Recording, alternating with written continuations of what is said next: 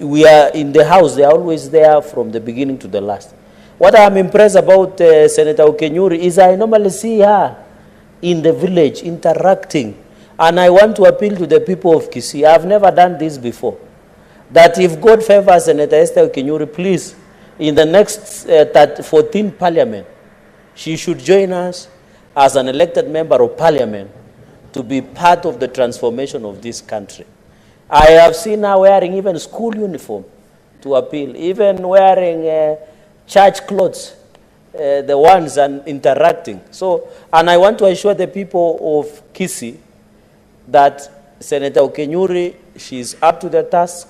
We are proud as our generation that we want to have one of the finest. Mr. Speaker, just in closing, because I have 2 comments and then I have 4 for the bill, is, you know, Senator Esther Okenyuri continues to be an inspiration to the girl child. You know, women sometimes feel inadequate, they feel they cannot compete. But since this platform has come, Senator Okenyuri has distinguished herself.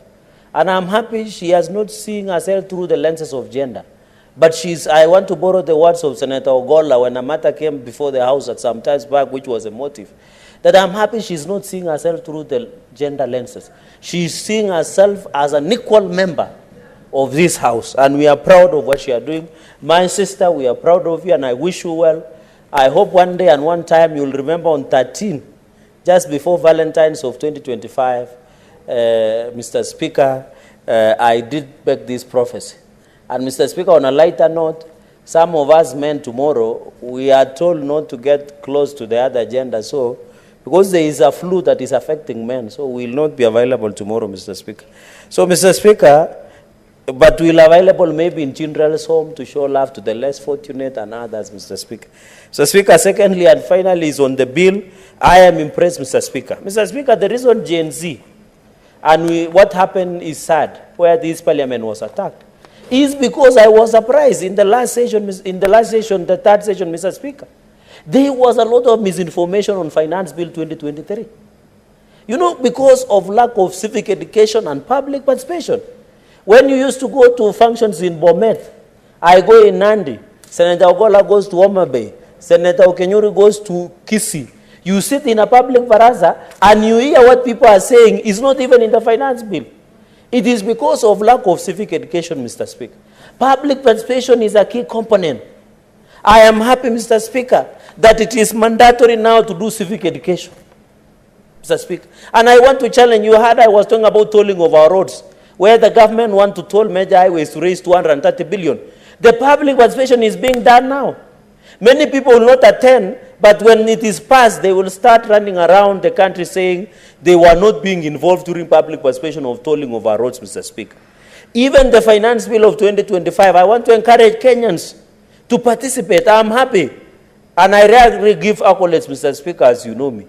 But I was impressed by Senator CPA, Cabinet Secretary John Badi Ngongo, who went to Jivanji Gardens and tried to demystify what Finance Bill is, what is in there, so that we go ahead with the facts before the fake news, which Donald Trump calls fake news, continue to reign among, Mr. Speaker.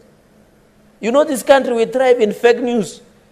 And I'm happy the CS in charge of Treasury is taking the lead.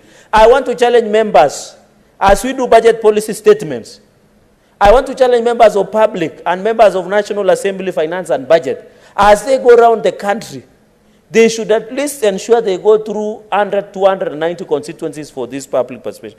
Even other bills, Mr. Speaker. So the reason even Finance Bill 2023 led to uproar is because there was a lot of misinformation. People are saying you want to tax the debt, you want to tax land. But when you read a finance bill, Mr. Speaker, you agree with me and what is happening is that you do. And let us use the medium, Mr. Speaker. And I saw today you are in Citizen, the State of the Nation. And you are also doing civic education. Because you are telling Kenyans the facts.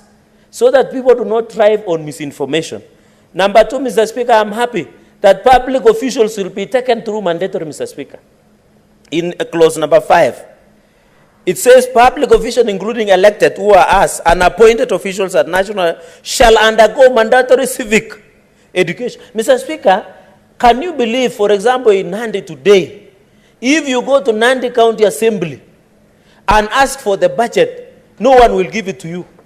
Not knowing that under Article 34 and 35, there is right to information and there is right to media freedom. You go to the governor's office, Nandi, we have demanded the budget, we have demanded annual development plans, county integrated development plan, the status of projects, but they will never give you.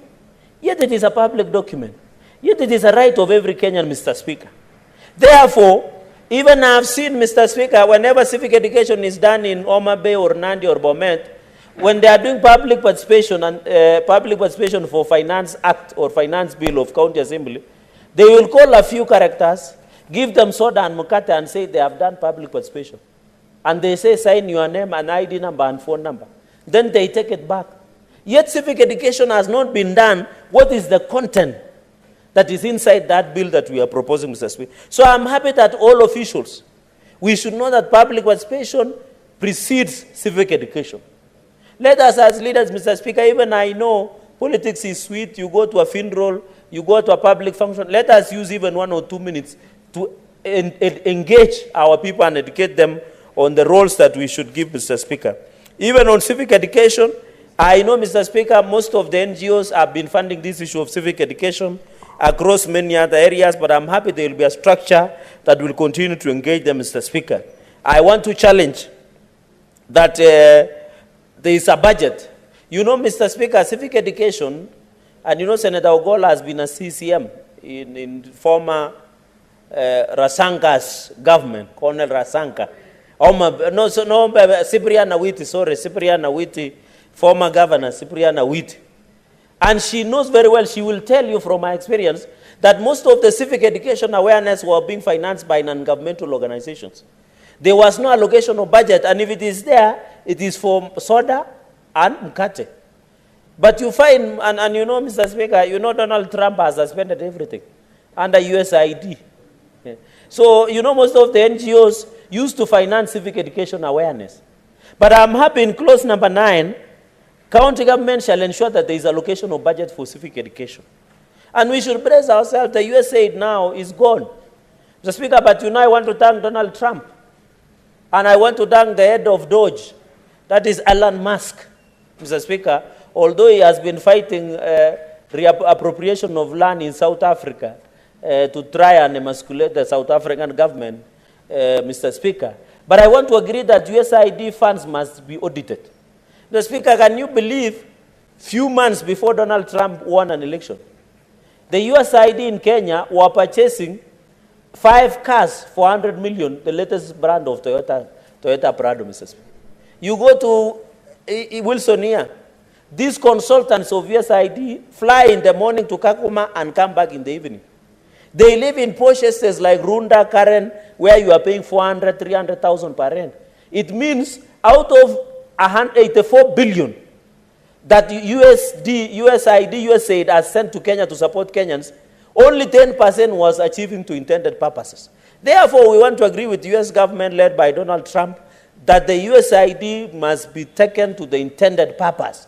And we agree with them that they must be audited, because you find consultants will sit in hotels, will sit in Java and other hotels with a laptop, and they are being paid in terms of dollars, Mr. Speaker. Yet the real intention of money could not get. And therefore, most of this civic education awareness was being financed by non-governmental organization, Mr. Speaker.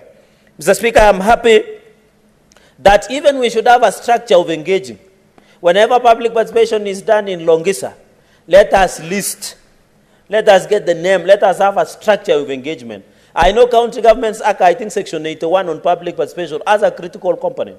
And I'm happy Senator Kenyuri is proposing something that has been given, she's giving life to Article 10 on principles of good governance and national values, Mr. Speaker. One of them is public participation, which is anchored in civic education and awareness in our republic, Mr. Speaker. And therefore, this bill, I expected all senators to be here. The reason we are fighting on the ground is because the county governments who are corrupt will never like to read the true reflection of what is happening. And that is why, as a senator, whenever you go and tell the people, for example, in Nandi, in the last financial year, I made sure around 10 billion was taken to Nandi County. People will be shocked because what they are seeing on the ground is not reflective on the equitable shareable revenue and conditional grants and own source revenue that was allocated to counties, Mr. Speaker.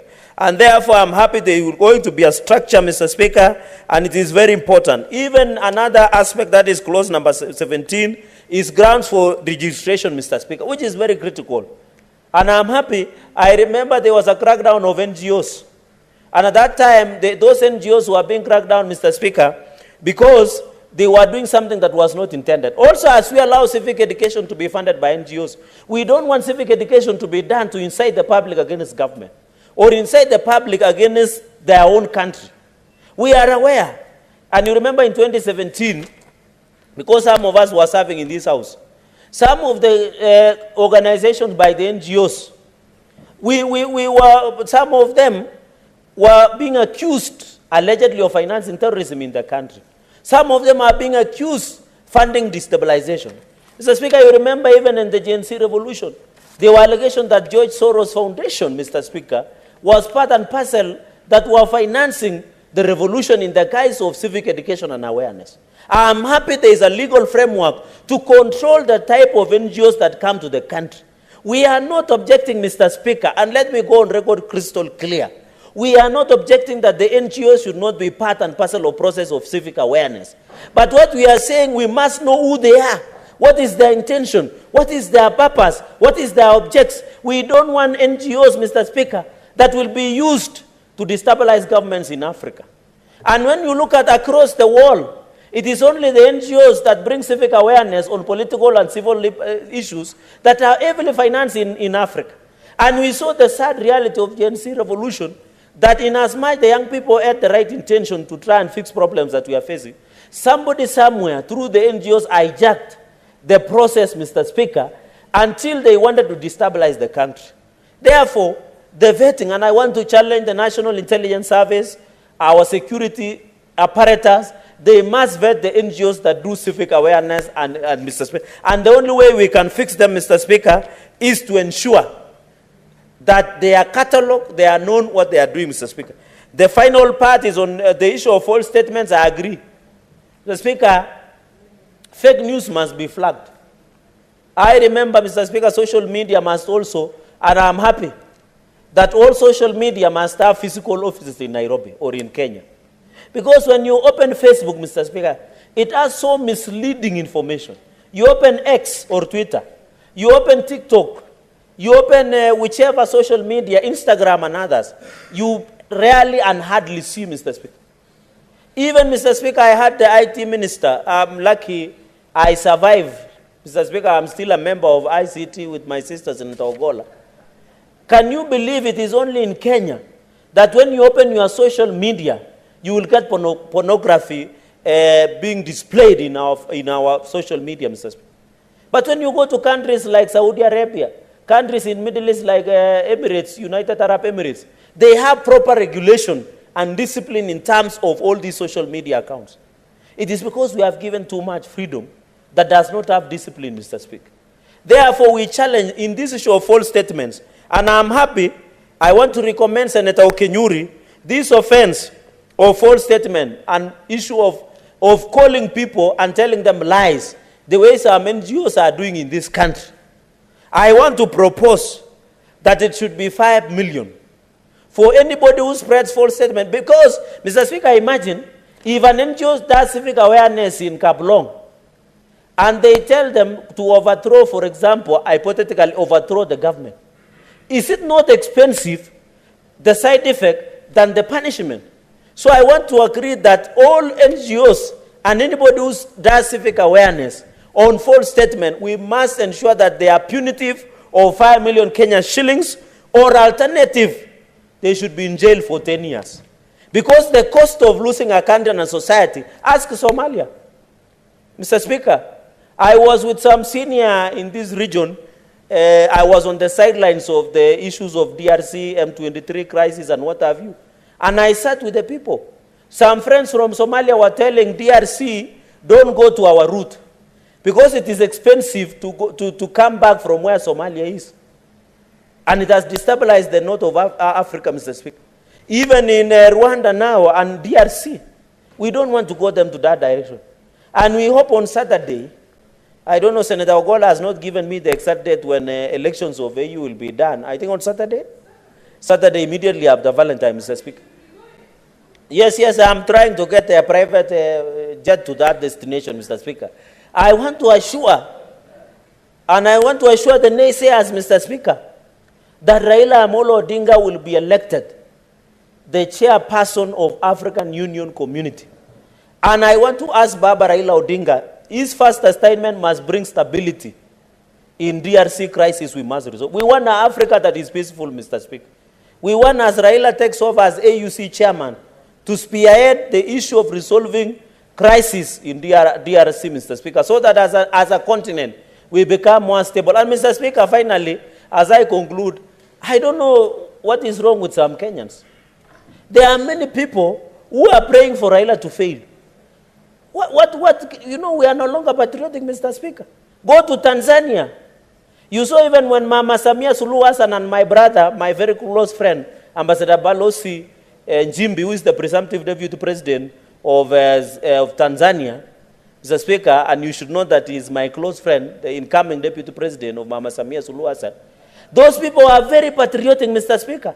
You remember when they were doing their national delegates of CCM in Dodoma, all musicians from Diamond, Shusho, Sijui Zuju, and the rest showed up to show support because of patriotism of their country. But when you come to Kenya, some people are praying, and I'm told others have gone to the mountains. Others are consulting witch doctors in Indian Ocean for Raila to fail. Tunasema washindwe katika jina la Yesu. Baba must strive, Mr. Speaker. With those very many remarks, I congratulate Senator Kenyuri and wish him well. I thank you, Mr. Speaker. Senator Cherargei, as you are closing, you went overboard in the language use, contrary to the standing orders. Place yourself in order next time. And the comments that you made as regards Senator Beatrice Ogola and Senator AC Kenyuri is basically because of their dedication to work and their responsibility as responsible members of this House. And I commend you for that, because it can only be better when members are committed to their work. And I commend you for commenting the honorable mover of this particular bill. I will allow Senator Ogola, Beatrice Akinyi, to also add her voice to the bill. Thank you, Honorable Speaker. Honorable Speaker, I would like to start by congratulating Senator Okenyuri, just as my senior brother, Senator Cherargei, has indicated that Senator is a young, enterprising legislator who is committed to her work, not only in the House, but even back in her community. Senator Okenyuri has often invited me to go with her to Kisiland just to support the community. And I want to tell the people of Kisii that with Senator Okenyuri, you'll never get it wrong. However, Honorable Speaker, following from where Senator Cherargei has left, I wanted to assure Senator Cherargei that you don't need to be worried about people who pray negatively. Prayers are for good. So sometimes some wisdom has indicated that, Honorable Speaker, when you point somebody with one finger, little do you know that the rest of the fingers are pointing to yourself. But I would also want to say that there is an Arabian proverb, Honorable Speaker, that it says that unlike the stomach, the brain never alerts you when it is empty. And so, Honorable Speaker, for Kenyans or whoever they are who are negative to what is happening in the whole of Africa, we can only forgive them. But I want to assure you, they will never stop the will of the Lord. Honorable Speaker, on the same note, I want to state that to the heads of state that will be casting their votes on Saturday to elect the Right Honorable Prime Minister Engineer Raila Odinga, be sure and confident that you'll be getting the best of the best, that you'll be electing a patriot, that when you cut Raila's blood, all you find is love for Africa. Look at his manifesto.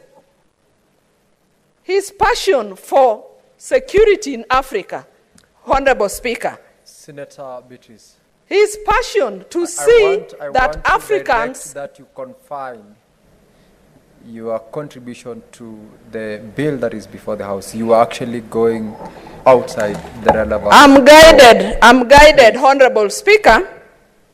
And as I remain guided and pray that I remain guided, Honorable Speaker, I would like to wish Baba well on Saturday. And on behalf of everybody else in this republic, we are sure His Excellency the President will do his best. Honorable Speaker, now let me come to this outstanding bill on civic education. Honorable Speaker, education is a lifelong activity that we all learn throughout our lives. And I'm happy that Senator Kunyuri has brought this bill, the County Civic Education Bill. And Honorable Speaker, just to reflect on how far you want me to confine, even the last sentences I made about the AU is about civic education. But let me come back to the bill that is before the House, Honorable Speaker. Honorable Speaker, I've said education is an ongoing process. And some of the challenges we have had to deal with the public in the counties about less knowledge and about the limits of public participation, if we had this bill in place, our people would be prepared throughout the year on what public participation is, even before they are called for the public participation activities. Honorable Speaker, one of the reasons why I support this bill is that this bill takes notes of the national values we have in the Constitution. And Honorable Speaker, it refers to the national values, and I would like to remind us ourselves that some of them are honesty, obedience, loyalty, self-discipline, self-reliance, patriotism that we have just been talking about.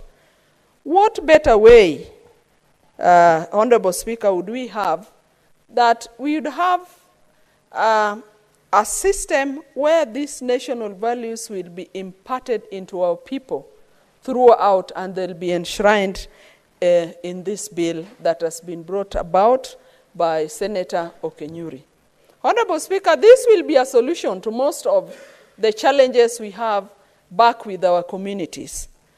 That, Honorable Speaker, sometimes there are topical issues that come up. Some of the topical issues we have that we've had to deal with and are still going on are issues like femicide, issues like abductions or disappearances of people, issues like issues we had previously, even like the NADCO or IBC. Honorable Speaker, why I mentioned some of these topical issues is that when we go back to our communities, we are only left with functions like funerals, or you happen to meet people on ad hoc arrangements. Honorable Speaker, some of us, like me, I'm a nominated senator. We may not have the capacity to run full-time physical offices where you'd meet your people if you go to the ground. So it follows that wherever we meet them, whether it is in your home or whether it is in a funeral, that is when, as a leader, you have an opportunity to address your people and talk to them about these pertinent issues like femicide. Honorable Speaker, if we had this bill, the county governments would have an opportunity, as enshrined in the structures that are here, in giving our people, in educating our people, and particularly young girls and young women that continue to lose their life in what we call as femicide. Honorable Speaker, I'm left wondering why in this community every day when we wake up, either a 3-year-old girl has been abused and killed. We have a 12-year-old girl has been killed. Just the other day, Honorable Speaker, I mentioned a very young girl that I taught in school, Honorable Speaker, in my life teaching station. A young girl called Mercy in Diwa town was murdered in the middle of the night. And we've had those stories every day. Some of them published even in the dailies. Honorable Speaker, this will be an opportunity to take our people through cautionary measures. The county government, the officials, even the national government officials will have an opportunity and structures in which they can progressively take our young girls into certain ways in which they can protect themselves, certain ways in which they are able to smell there's danger around them. And Honorable Speakers have said education is an ongoing exercise.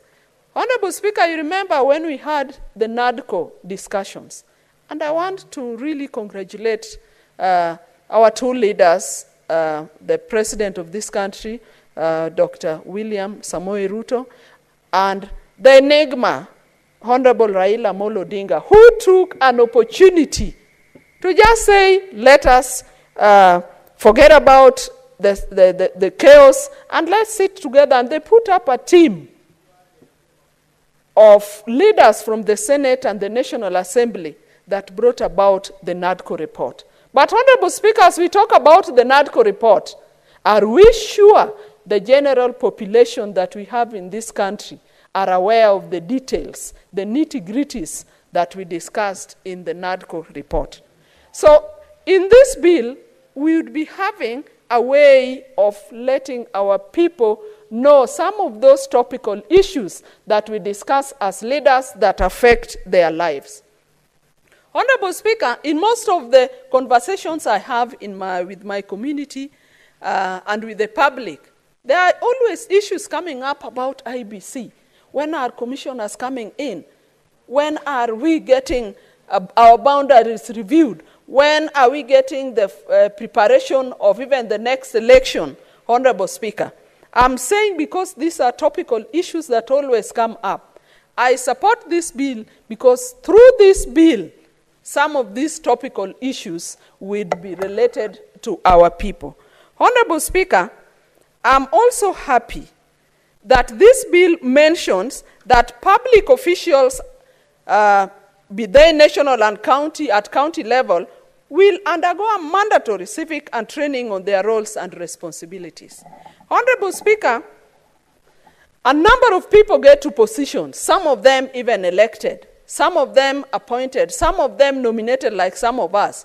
But sometimes it is pathetic that you see that the way some of us undertake their roles, it is like they are never very sure of the responsibilities for which they are in those offices. Honorable Speaker, it is even a pity that when you go back to our counties, there are even leaders who are being sought by their electorates. They never see the leaders that represent them. We do not know whether they go back to their communities or their homes at night, and during the day they are not available because their people are always looking for them. Honorable Speaker, if I refer to the elected leaders are representatives of the people. And they must go back to their electorates. They must go back to their people. And their people who elect leaders must be told through civic education about the roles they are bestowing on some of the officers they are electing to offices. So whether they are appointed or they are elected, Honorable Speaker, they must be. I'm happy they will be undergoing a mandatory civic education and training so that they are enlightened more on some of their responsibilities. And the people, our people must also know some of the mandates the leaders have, so that when they're not able to perform those mandates well, then the voters or our people should be able to know what they will do with them in future. Honorable Speaker, another point why I support this vibrant bill is that it talks about the registration of county education providers. And Honorable Speaker, it goes ahead to mention that some of the county civic education providers are not limited to NGOs, non-governmental NGOs, organizations. Some of them are non-state actors. Honorable Speaker, why do you say it is important to have a registration of these civic education providers? It is the right, our right to know who is providing which activity where. Sometimes back, Honorable Speaker, when I happened to have been incorporated as a woman leader in a structure of government that was overseeing development in my region, Honorable Speaker, we came up with an idea that in Homa Bay district then, we needed to know who is coming in and what are you coming to do.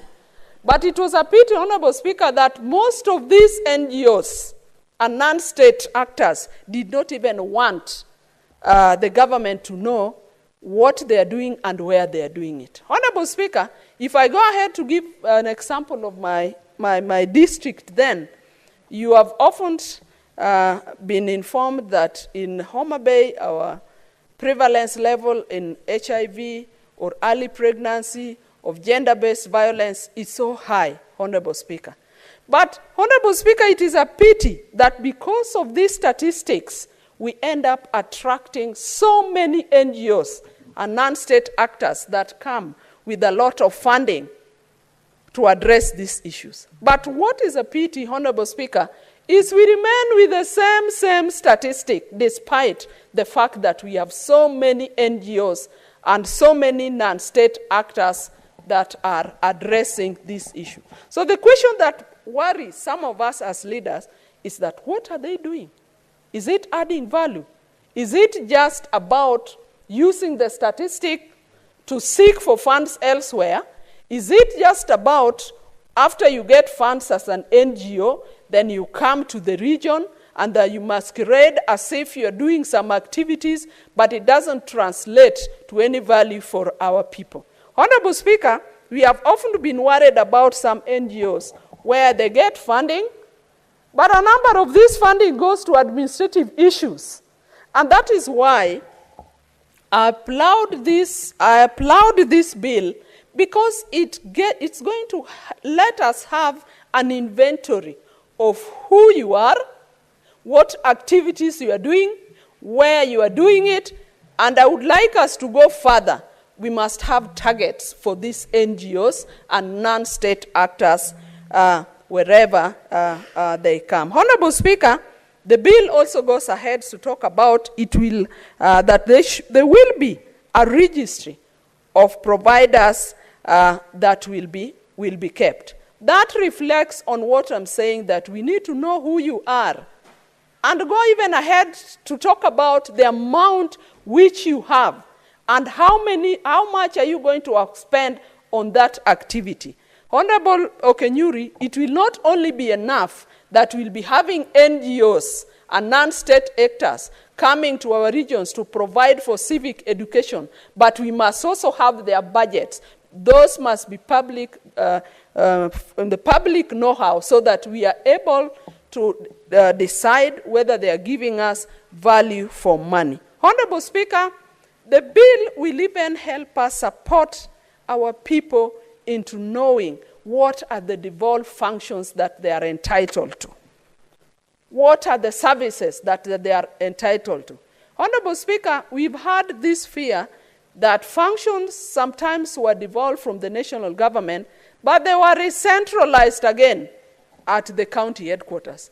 We would like our people to know that it is their right to get those devolved functions, that those functions were devolved from the national government and they should further be devolved to the sub-counties and to the wards so that our people access services and not run back for services back to the county headquarters. And this bill is going to support that. Lastly, Honorable Speaker, why I support this bill is that this bill even refers to the Bill of Rights. The rights to association, the rights to assemble, the rights to demonstrate, the right for labor relations. Honorable Speaker, this is a very noble bill, and all of us should support it, and the whole country should support it.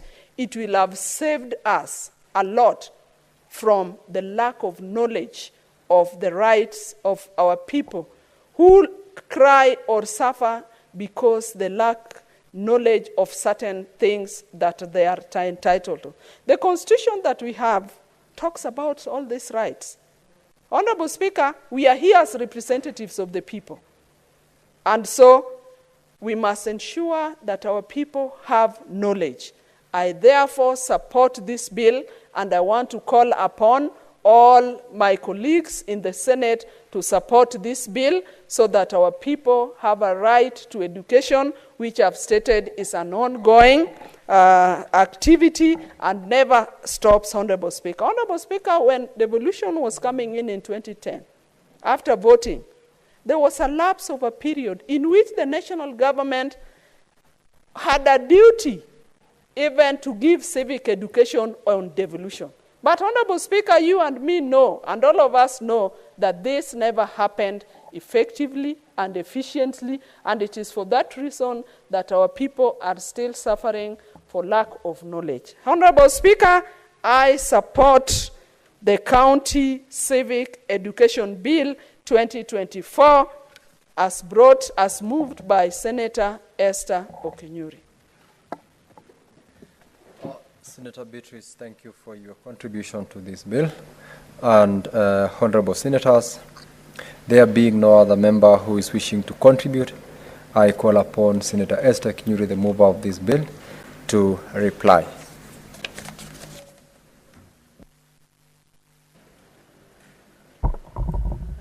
Thank you, Mr. Speaker, for this opportunity again. At this point, I first want to start by appreciating Senator Boni Halwale, the Kakamega Senator, who seconded my bill. And I also want to appreciate Senator Faki, the Mombasa Senator. I heard you well and clear, and you quite understand what we are talking about when I actually passionately speak about why we need to have informed citizens. Senator Mariam, my neighbor right here, Senator Murgo, the West Pokot Senator, Senator Cherargei, who has passionately spoken about my attributes. I'm very honored by those kind words, the Nandi Senator, much appreciations. Senator Beatrice Ogola, my colleague, and one who's always very supportive anytime we have such proposals in the House. I'm so grateful that you had to sit to this time to support the Civic Education Bill, and that shows your commitment to having people who understand their responsibilities and how they need to take account the kind of leaders they elect to office. I equally I thought Senator Mungatana would have time to comment on this, but I think he ran short of that. But I wish to appreciate all colleagues, because when I first brought this proposal, I brought it as a statement. Most members gave ideas that we need you to come up with a legal proposal. And I went back, and this is what we have, and we keep furnishing it so that we have a product which is going to make sense to we elected members, to members of the public. But at the end of the day, we agree that we need members or citizens who are informed, so that no one is going to take advantage of an ordinary member down in Nyamakima or Nyamarambe or Kenyenya or Mombasa or Kisauni. These people need to be informed before they make any decisions. Mr. Speaker, currently what we have, sometimes public participation happens, but you're calling people to participate on a subject they do not understand. And that's why when something is brought to a particular area, people think it's actually a favor, whereas they deserve that particular service or that particular good. So, Mr. Speaker, I wouldn't want to actually speak more than my colleagues have mentioned, and I've spoken about this from times back, and I keep emphasizing on this. Even this evening, I want to make a plea to the media fraternity. These are some of the proposals we need to highlight in the media, because they are shaping conversations positively. Right now in this century, young people are sharing their opinions on social media, either by retweeting on X, by sharing on Facebook, on WhatsApp, on TikTok. That's where conversations are currently happening.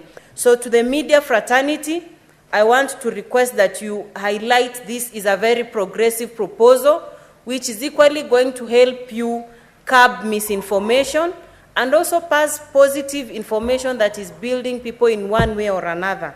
And finally, Mr. Speaker, I want to request that pursuant to Standing Order 66.3, I want to request that the putting of the question be deferred to another day so that that can be carried on. So thank you, Mr. Speaker. I end at that point. Pursuant to Standing Order 63, putting of the question is deferred to the next sitting of the House.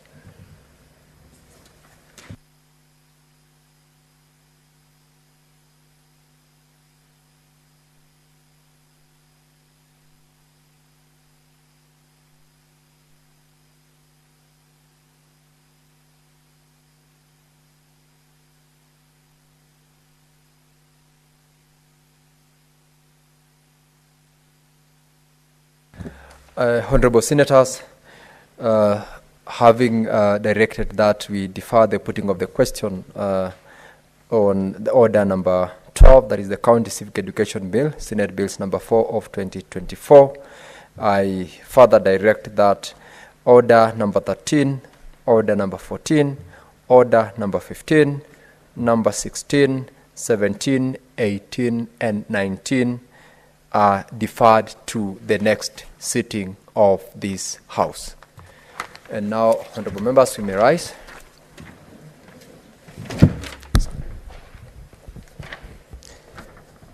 Honorable Senators, there being no other business on the order paper,